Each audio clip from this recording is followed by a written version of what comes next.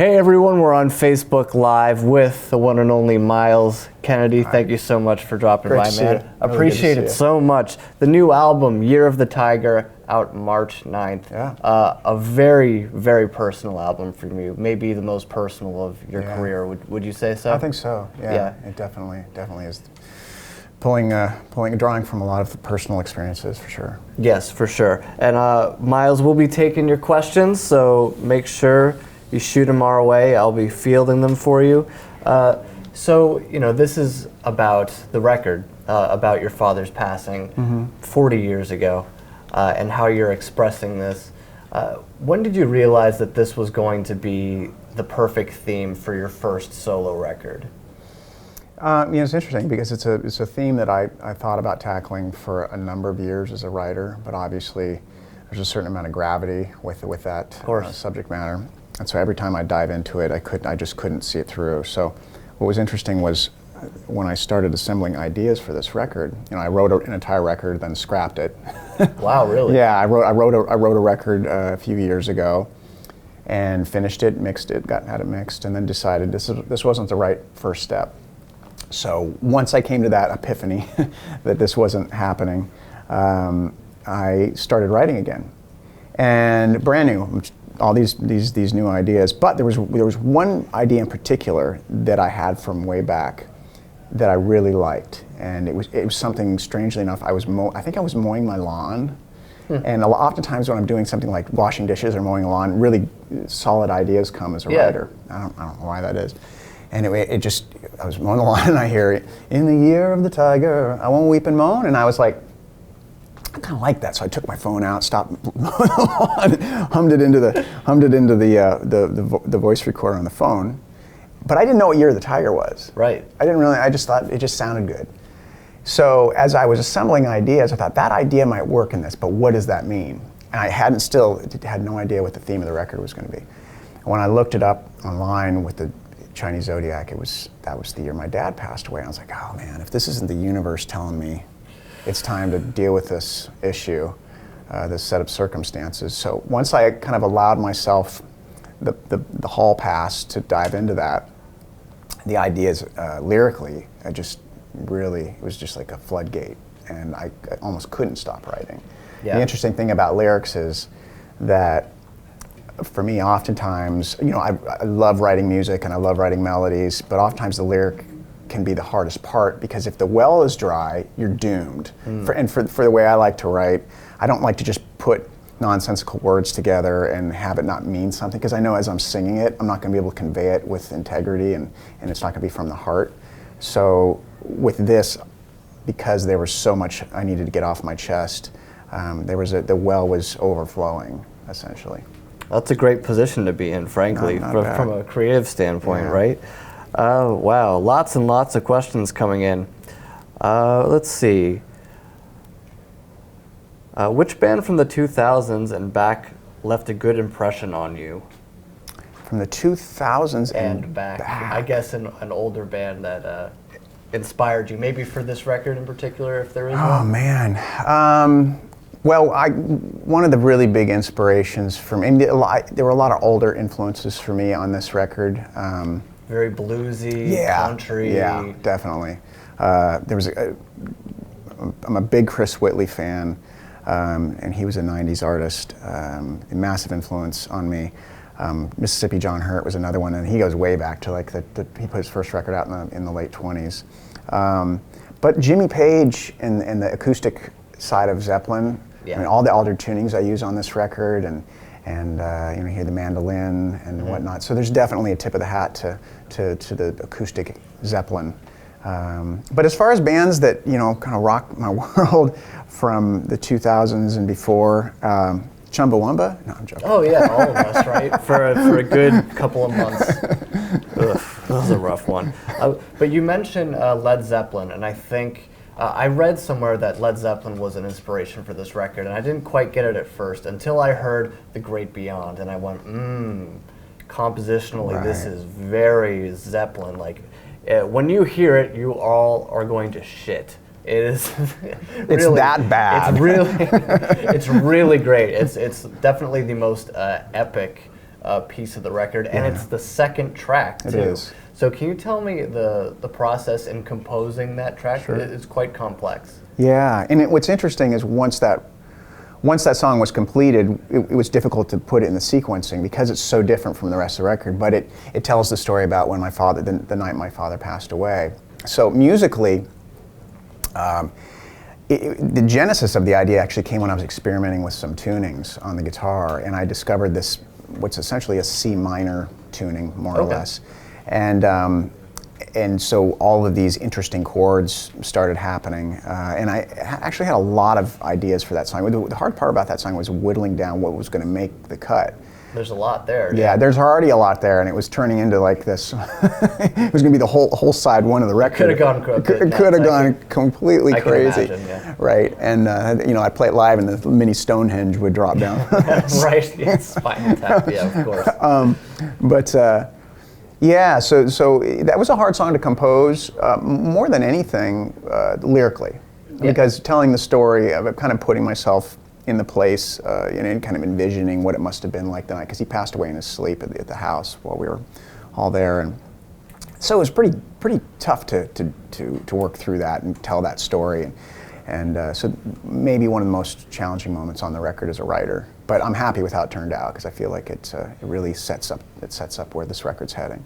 Yeah, and a lot of a big interesting point of this record is a lot of it is written from the perspective of your mother. Correct.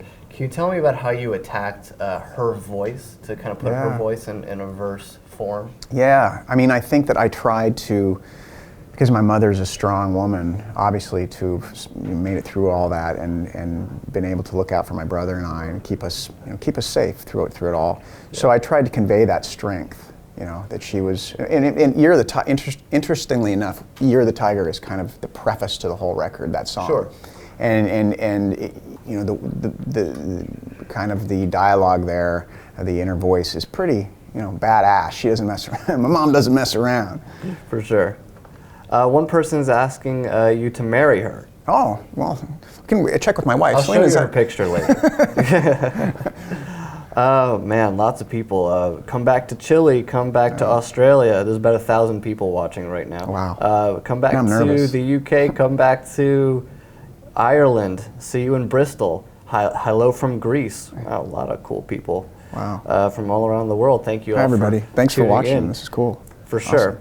Awesome. Another very poignant lyric on this is, there are thieves outside our window, which opens the Ghost of Shangri-La. Ghost of Shangri-La. And that's based on a true story right after the passing of your father, right? Yeah. We were gone for, I forget where we went. I think we went to Montreal for something. And we, at the time, lived just outside of Boston. And these kids broke into the house and stole a bunch of stuff, one of which was my father's stereo equipment. And he was a real audiophile. And he built these speaker cabinets, and so that was something that would have been something that would have been cool to have, growing up, just knowing that my dad built it. But they ran off with it, unfortunately, and so that was part of the catalyst for my mom to decide to take off and leave the area. So we packed the car up and it started the journey. And we headed to Wisconsin from there, so she could start over. That was sort of the catalyst of the change of life, right? Yeah. Wow. Crazy that would happen. Here's an interesting question. Do differences in faith ever cause tension between you and Tremonti over certain lyrics, or does it go pretty smoothly? It goes smoothly. Yeah. I would imagine so. Yeah, which is good. That would be awkward. That would be. You probably wouldn't be in a band with him for this long. Right. It's been quite some time. We've had some discussions. I mean, they know that I think I probably have the. I'm not sure about Flip, but I know that Brian and Mark certainly have their beliefs, and then I have my. I guess my lack of belief, for better. It's hard to describe it other than that. But everybody's cool. Everybody understands one another and respects one another. Yeah, that's all you can do. That's all you need. And which is wonderful. For sure. Robert asks, do you ever get overloaded or fear burning out with all the different kinds of projects you work on? Keep up the great music. Thank you. Absolutely. Yeah, wow. I do. Because I think I've had a good run, especially over the last 7 years, but I keep asking myself, I'm staring at an Alter Bridge record next year, right. and I'm like, what themes are left to write about? Someone please give me something to write about. Yeah, and then there's a little guy named Slash who you might reconvene exactly. with at some point. Of course, people are asking any chance that there's going to be new stuff with Slash coming soon. I think it remains to be seen. We'll see how everybody's schedules work out, but obviously he's doing a bit awesome. busy. A bit busy. It's awesome. Oh, here's a great question. Jane says, how has your family reacted to Year of the Tiger? That's a great question, and so far I've played it for my brother, and I'm waiting for the hard copy to come I can sit with I want to sit with my mom. She has the record in hand. I'm a little nervous, actually. I'm not gonna lie. I'm nervous about how, even though when she heard I was doing this record, because I would call her and ask her a few questions, it was just about the timeline and everything, and I think she was a little concerned, like, are you angry with me? And I'm like, no, Mom, you're like, I had to work through some issues with Dad, as far as like some real big questions, but at the end of the day, you are put on a pedestal. You're my hero, Mom. So don't fret. But I'm still nervous. I'm still nervous nonetheless because it's so personal. Well, you've put so much work into it. I mean, this has been a very, very long time coming. People have been talking about a solo album forever. So I can't even imagine how long you've just been thinking about it. I mean, imagine the pressure. I'm sure the it is a lot of pressure. Yeah. Like especially when it comes to your family. Yeah. Let's see. This person is saying great questions from the Facebook crowd. I would agree. Definitely. Any plans to come to Canada with Alter Bridge soon? Like a full Canada tour. I would love that. I would love that. Yeah. My dream tour in Canada would be to be able to tour with Big Wreck, because I love Big Wreck. Yeah. Oh man, so good. I mean, they're so good. Ian Thornley is like, he's a genius. Yeah. So I would love that. That would be great. Very cool. Hello from Brazil. Let's see. How did you like playing the character in the movie Rockstar? Well, what's interesting is it was almost like I wasn't playing a character. It was kind of just being me. I mean, I really felt like, I'm here on this big fancy movie set, and there's Zakk Wylde, there's Jason Bonham, and there's Jennifer Aniston, and I was like, you're just this kid from Spokane. So it wasn't easy. I mean, it wasn't hard to play the aw shucks. This is great character. So it was fun though. It was a cool experience. Awesome. Let's see what else. Hello from Prague. Hello from Mexico City. Awesome. Have you thought about releasing the tablature for Year of the Tiger? This person has copies of the first 3 Alter Bridge tab books. Would love to get your solo stuff. I'm going to make a mental note. We're going to get on that right now. Yeah? Yeah, that's a great idea. Good, all right. Great idea. Well done.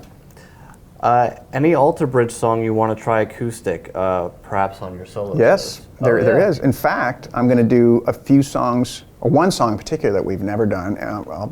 Can I say it here? I want to say it here. You heard it here first. I'm going to do a song off of Fortress called All Ends Well. So I'm going to do an acoustic version of that. All Ends Well. Yeah. Okay, let us know if you're excited about that. We want to tell Myles that you're excited. But you're going to be doing Mayfield 4 stuff. Yeah. You're going to be doing Slash stuff. Be a few, yeah. Yeah, a little. It's going to be an all-encompassing thing. Yeah, kind of a retrospective. Yeah. For sure, and then probably a lot of the new. Fair amount of the new record, maybe some covers, maybe songs that kind of inspired me along the way. Oh wow. And there's one song in particular that I might throw in that's actually from that time period when, after losing Dad, that I remember hearing on the radio that was kind of part of the soundtrack to that whole thing. So I might throw that. The hint is it's an Elton John song, so we'll see. Oh wow, okay. So it's going to be like an evening with Myles Kennedy, probably, right? I think that's the plan. Yeah. That's great.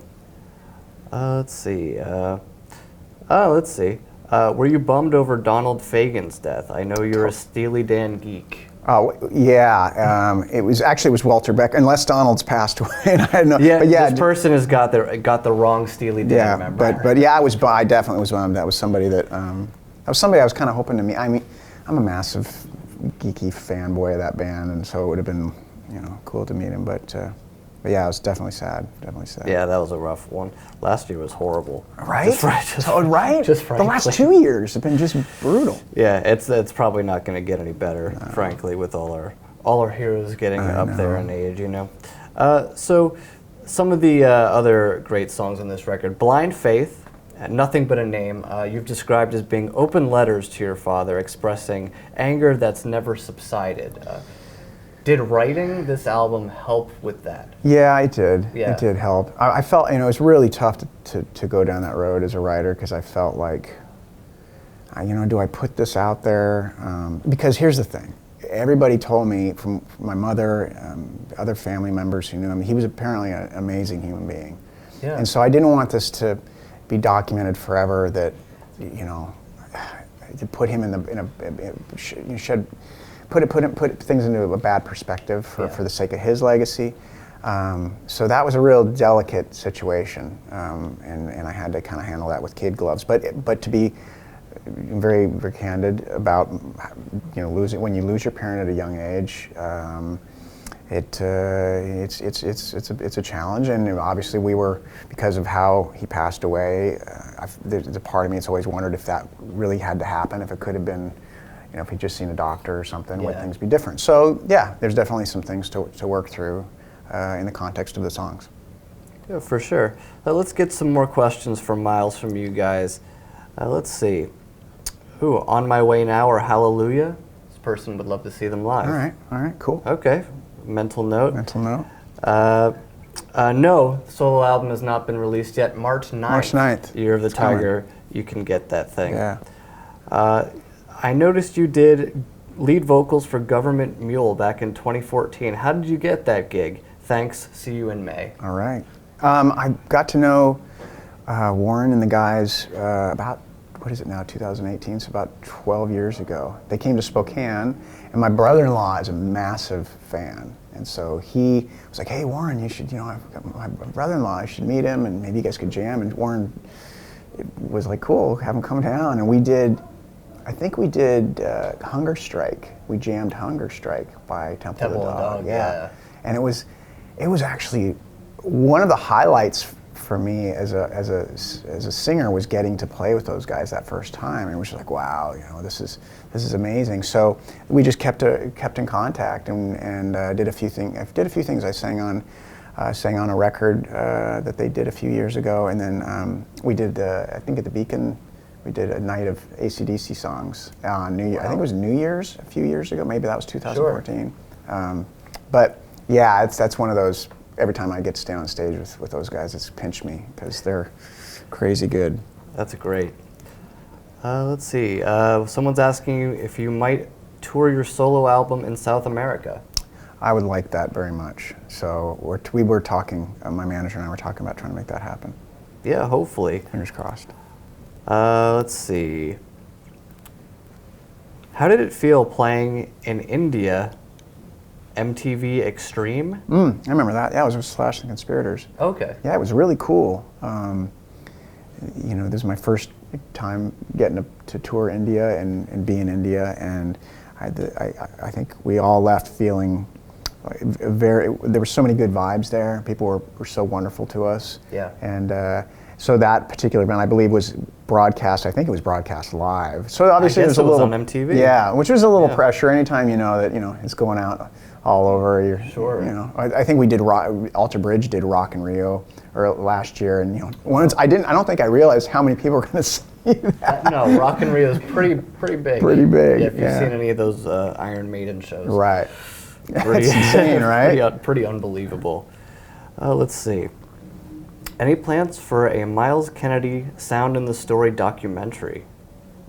Once again, manager. Yeah. We're getting some good ideas here. Yeah, that's a good idea. Sure, why not? How much time do you need to warm up before a show? It depends. It depends how tired my voice is. It used to be, and it depends on the kind of set it is. So if it's a lot of high singing and real demanding, now it's about down to a half hour. It used to be a lot longer, and then I realized, someone actually, my tour manager was like, man, you're warming up for like 90 minutes before the show, and you wonder why by the end of the show your voice is all beat up. And I'm like, oh yeah, all right, so. Wisdom. Yes. Wisdom. Okay, let's take one more question. Would you accept my invitation for a cold beer in Beirut?